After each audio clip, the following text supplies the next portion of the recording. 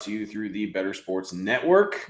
I am Dan Malin, and I am joined, as always, by the FSWA three-time NASCAR Writer of the Year, Matt Selz. And Matt, we are back for another road course for the second straight weekend with two races to go at Watkins Glen International.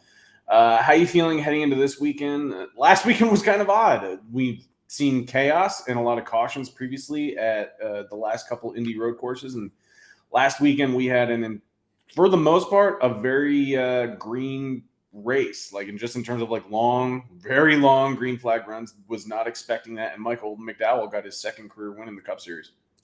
Yeah, when you have more than like 90% of that race run under green and it's straight, like Steve Letarte was like, we're going on an hour and 45 minutes of green flag racing.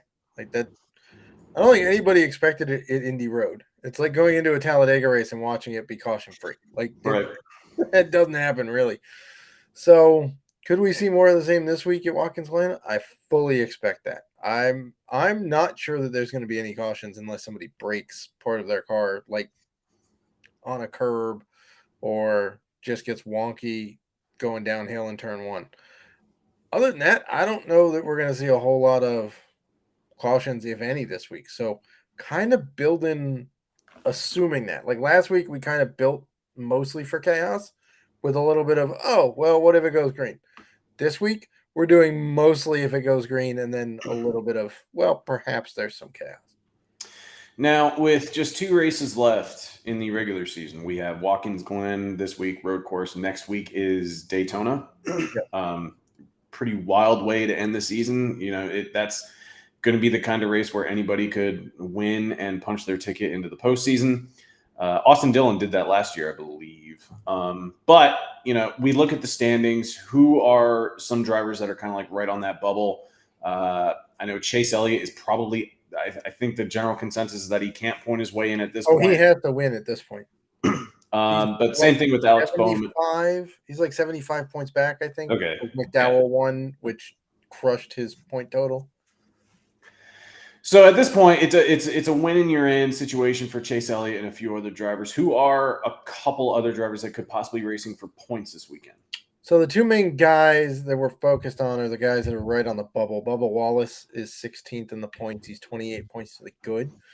Daniel Suarez is 28 points to the bad. So those two dudes are going to be battling it out on the racetrack. And, you know, as much as you want to say you dislike Bubba Wallace or he stinks or whatever, he's really good at Daytona. If he goes in with a points lead at Daytona, it may be pretty hard for Daniel Suarez to make that up. So I would expect Suarez to be doing everything possible to try to get a points lead on Bubba Wallace this week, as opposed to waiting for something. Obviously, anything can happen at Daytona, right? We've seen guys who have won 4 straight plate races wreck out in the first 6 laps of those races, right?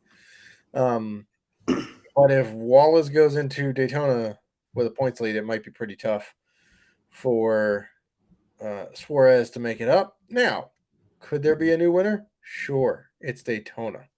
Anybody can win. And guess what? This year they got rid of the top 30 points rule. So if you win and you're outside the top 30 points and you're a full-time driver, you make the playoffs. Could that happen here? Sure. AJ Allmendinger is a guy that needs a win to make it at this point. Chase Elliott needs a win to make it at this point. You know, there's a couple other guys who are close to the points. And not having stage breaks is going to be very interesting to watch who chases points at stage ends and who doesn't.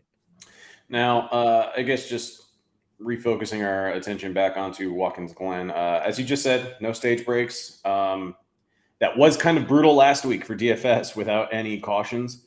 Do you think that we could see a relatively greener race for Watkins Glen? I think yes, just because I don't recall Watkins Glen having a ton of cautions. This isn't really like a super technical road course. It is almost 2.5 miles in length. It's got, you know, technically 11 turns, but there are some S's in there. And it's kind of like a broader, wide, sweeping road course, and you can complete a lap in about 70 to 72 seconds. So with no cautions at stage breaks, do we think that this could be a pretty clean race? And do we necessarily need to be going for so many drivers that are starting in the back, offering a bunch of PD? Because honestly, it's Kevin Harvick is in the exact same spot that he was in a week ago. His car was awful. He's not a good road course driver, and yet people are going to see the name and the fact that he's starting outside the top 30, and they're just going to want to plug him in again.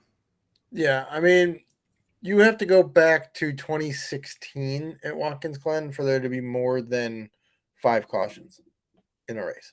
Now, last year there were 5. However, 2 of those were stage breaks. So there are only 3 natural cautions. Before that, you had 4 cautions. So only 2 of those are natural cautions. And same thing. Like back in 2017, there's 3 cautions. Okay, this is not a track that produces a ton of cautions, typically speaking, unless there's weather, which we don't expect there to be weather issues. Okay, now, one thing that the green flags can do is readjust fuel mileage, which we have seen here in the past. We've seen fuel mileage races in the past. In fact, I'm pretty sure that Chase Elliott's first win came because Truex was running out of fuel and had to save, or ran out of fuel just before the end a few years ago. We've seen Kyle Larson pull off a fuel mileage win here. So that's one thing to keep in mind, is that if it goes green, you're burning fuel at a faster rate than if you get some caution laps where you can save fuel. So keep that in mind. It might force a little bit more short pitting than we're used to seeing, but I agree. It's going to be pretty hard to pass. I think everybody on the broadcast, including some of the drivers, were saying, if this plays out like last week, qualifying is more important this week than last week because we know to expect a clean race, and it's tough to pass in green conditions unless you absolutely outwit somebody on pit road, which just doesn't really happen in the NASCAR Cup Series. So I agree. I'm not really a fan of the stack the back or try to go for massive PD here. I would say that generally speaking, I mean, again, if we go back to 2016, every winner since the 2016, including 2016, has come from the top 6 starting spots. So, and you had Larson win it from 4th or from 2nd last year, 4th the year before. Chase Elliott won it from the pole. He won it from 3rd the year before that. Truex won it from 3rd, and Hamlin won it from 6th. So, track position matters here. I don't think we're going to see people pit to give it up.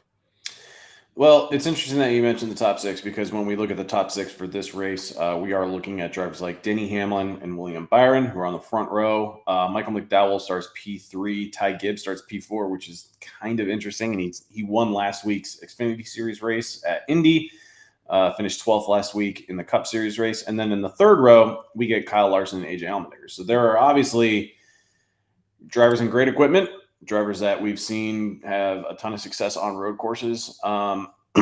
Curious who you're landing on that who could be your pick to win this race, especially with Michael McDowell, who qualified P3 and his price got juiced all the way to 9,600 on DraftKings. Who would you say is probably the driver you think can pull out the win starting in the top 6? Or would you want to expand it to the 4th row and maybe go with someone like Tyler Reddick, who has a very fast car? I think we can find a winner from the top 6. Tyler Reddick does have a fast car, but I'm just a little iffy on his recent Form results and lack of consistency, if we want to put that out there. It's hard not to look at Byron and go, geez, that guy was lightning fast like every lap at practice. Like Denny had to put down the lap of his life to hold off Byron on the pole. Is basically how it came down, what it came down to. So that being said, I do think people will save the couple $100 and go with Byron over Hamlin. I do agree, because even during practice, and I mentioned this before, so the broadcast noted that at the time, I think Byron had run maybe 10 laps. And if you took the average of his 10 laps, and he had run that average for all of his laps, he would have been 7th fastest compared to everyone else's fastest lap. Right. And so that just speaks to the consistent speed that his car has. And you hope that it shows up again on Sunday and, nothing bizarre happens. But at 8,800 for a guy that's starting on the front row who everyone has seen has speed, his ownership will be juiced extensively. I'm totally fine playing because, we don't also necessarily consider William Byron a great road course racer by any means, but you can't deny the speed. I mean, he moved up 25 spots last week. Yeah. So he was the chalk play and he lived up to it. So, but by the way, what's up with DK? Like, William Byron was 8,900 last week at Indy Road. Started 39th, was everybody's favorite chalk play. Finished 14th, and his price went down by 100 this week. It went down. He put up 54 points and his price went down. I don't know. It's very interesting how they're calculating this stuff, but I think Allmendinger always has a shot on a road course. I know last week was a horrible week for him. It happens. Can't be great all the time, but he does have a win at Watkins Glen. He did look pretty quick in practice. He was getting after it pretty good. He does need a win to make the playoffs. He's not a guy who can point his way in. This is basically his last good shot to make the playoffs and make everybody forget about the stupid decision at Richmond. And you always got Ty Gibbs who could sit there and sneak a win and just sit there and keep pounding out. Like if it comes down to it, let's game this out, right? Let's say that Byron has faded a little bit down the stretch, right? And McDowell is what he is, okay. And Gibbs is challenging Denny Hamlin for the lead. Do you think that JGR invokes team orders like we see in F1? To give up the spot because Ty Gibbs doesn't have a spot in the playoffs and Denny does, and getting Ty Gibbs into the playoffs is valuable for JGR, knowing that Bubba, who's on the bubble, still has a shot at Daytona to get another Toyota into the playoffs. I think it would be interesting, and I don't know if Denny doesn't have a contract for next year right now for JGR. Yeah, I don't know if Denny would necessarily. He doesn't strike me as the kind of guy that would go against team orders, but at the same time, like what? I also don't. He would be aggressively against it, obviously, but I also think that it would be interesting that JGR was in position to have. 2 drivers in the Xfinity Series championship race last year until Ty Gibbs punted his own teammate just so he could get a win after Gibbs was already locked into the championship for Phoenix. So I think that would be kind of ironic. But knowing that, who's to say he wouldn't move Denny Hamlin out of the way if this scenario did play out in front of our eyes? I mean, he could, right? Yeah, right. Now he's fighting for a playoff.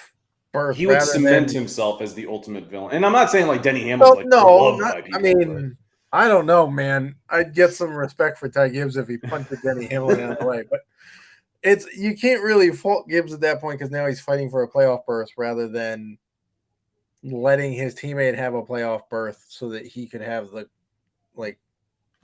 Ty Gibbs just wanted to win over. I don't know. Yeah.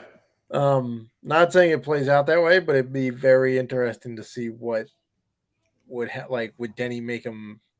It's a fun scenario. Yeah. So how are we just assuming that Chase Elliott and Martin Truex Jr. are cash game locks? They start 15th and 19th respectively. So okay. So we don't really need too much analysis. We kind of know that. No, I mean everybody. I mean, Chase Elliott has 7 career road course wins. This is probably his last great shot for winning his way into. I mean, he could win Daytona, I guess. We've seen Hendrick do it before in the last race of the regular season. But this is his last best shot, and Truex won at Sonoma. Yep. And was pretty quick. Both guys were pretty quick last week at Indy Road. Chase, if that race had gone 2, maybe 3 laps longer, Chase Elliott probably wins that race over McDowell. He was catching him. So if you're starting with those 2 in a cash game, now we got to get tricky. You got to pick either Denny or or Byron. I'm not sure you're playing both in a cash game. You got to pick one to get you your laps led. I'm probably going with Byron. I'll probably go with Byron too. And then that's leaving us with $6,500 for the last three, like on average for the last three spots. This is where it gets interesting. So the pricing has been out since what, Tuesday evening, I think is when it dropped. The consensus was that it was pretty aggressive and everybody liked it. It was aggressive and it was tight. And now qualifying has happened and it got tighter. I didn't think it could, but it got like there is very slim pickings below 7,000 this week. Yeah. For guys that I trust on a road course. Like maybe it and I'm not sure how many of them are cash game plays, to be perfectly honest. I hate Harvick, not as a human being, but Harvick's a lovely human being. But yeah, for this week, no go. But I think if he just, and I said this before the podcast, I'm not playing him in tournaments because he's not good on road courses. The car was terrible in practice. But if he just does what he did last week and just kind of moves up throughout the race, he wasn't great last week, but he gained 15 spots of PD just by hanging out and driving around cars that were having issues. If he does that again, he's perfectly fine in cash games. So I'm fine in cash games. I don't like playing him in tournaments because I don't think there's much of a ceiling. So I went and put two budget dudes in. And now for the last spot, I have $8,200, which does get us into the Harvick range. It also gets us Chastain, Bowman. I would go Bowman. You would do Bowman over Harvick. Oh, I'm sorry. I thought we had both Harvick and Bowman. I mean, no, I do like. So the two budget guys I put in there were LaJoie and Austin Dillon. Okay. Which leaves one spot, and I've got $8,200, which puts us in the Ross Chastain, Alex Bowman, Logano, Harvick, Blaney, Briscoe, Keselowski, I guess Bubba. Bowman is a good way to probably, assuming 50 to 60% of cash game lineups have Harvick. Bowman is probably my preferred pivot off him in that kind of contest because he finished fifth last week. We know he needs a win. He's even running the Xfinity Series race in about 15 minutes. We're recording this at about 3:15 on Saturday. So I don't hate Bowman just because I know that there is kind of a desperation play there, and he knows he either needs a win. He needs a win. A strong finish isn't going to do it for him. So I expect him to do anything he can to be gaining track position throughout the race. Yeah, he finished third at Coda for what it's worth. What's that? I said he finished third at Coda, hung basically about where he started at Sonoma.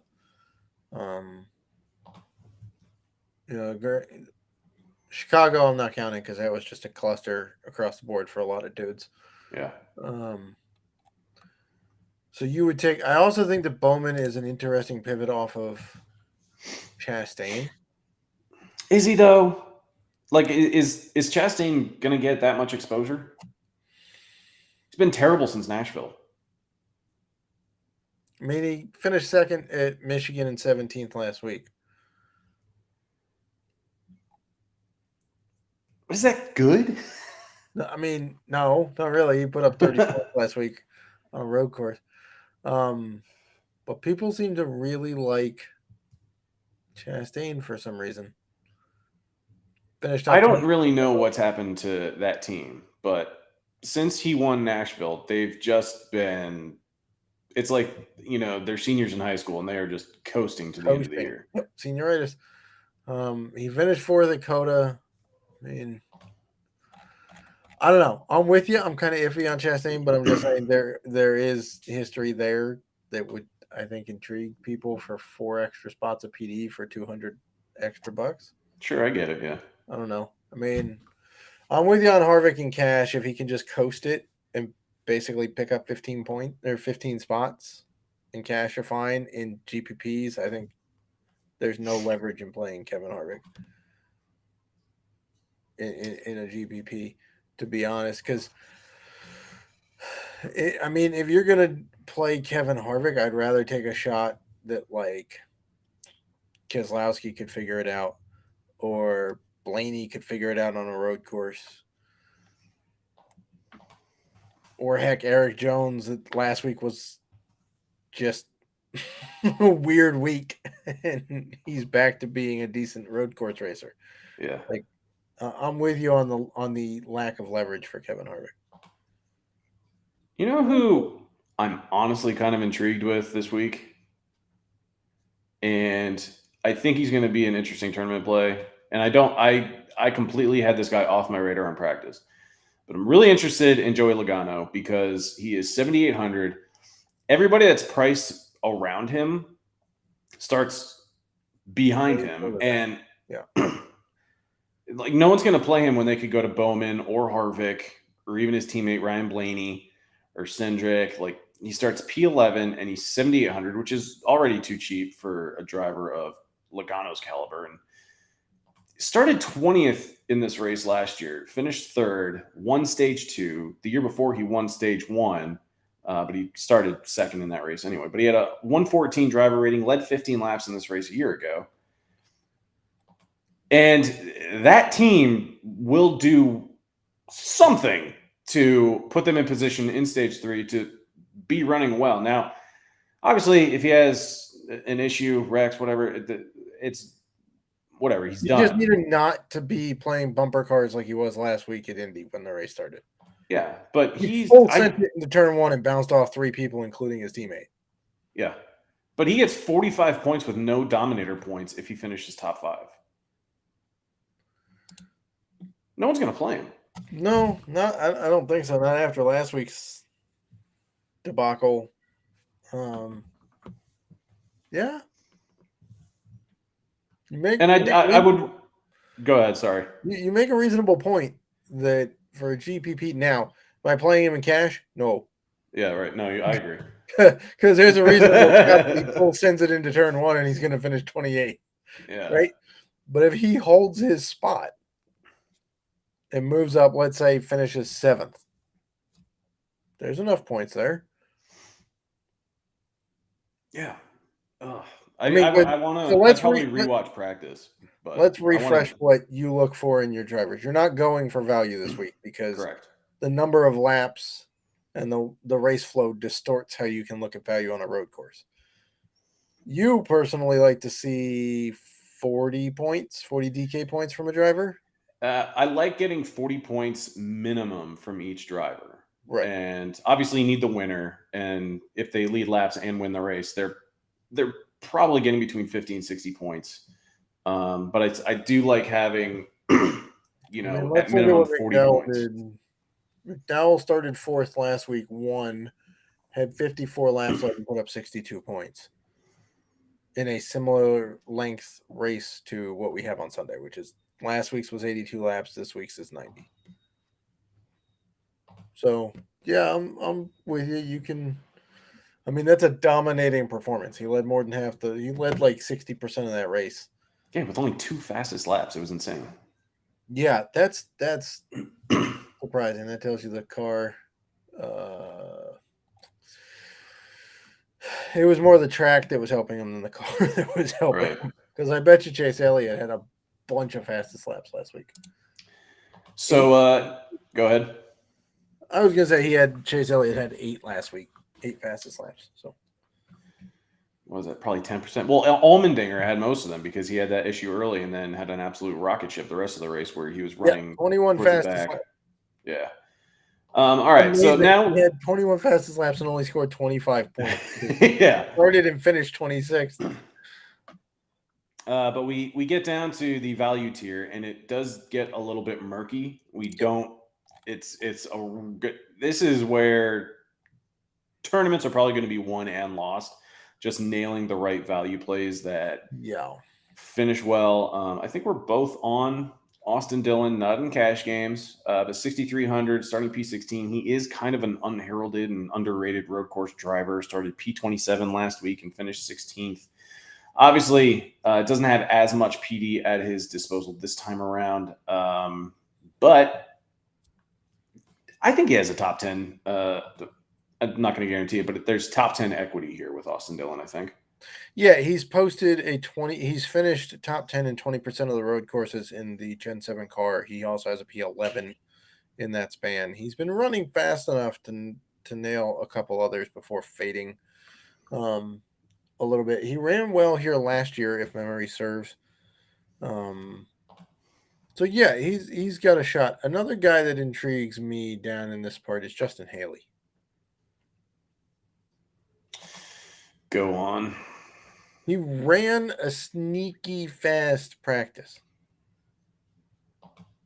Like, I know that that's not a lot to go on, but sometimes you got to do the eye test for that particular weekend and just say, screw it, we're rolling with like, there's not very many other options, to be perfectly honest. And Justin Haley had a terrible weekend, but I think part of that was Logano. Logano may have hit him.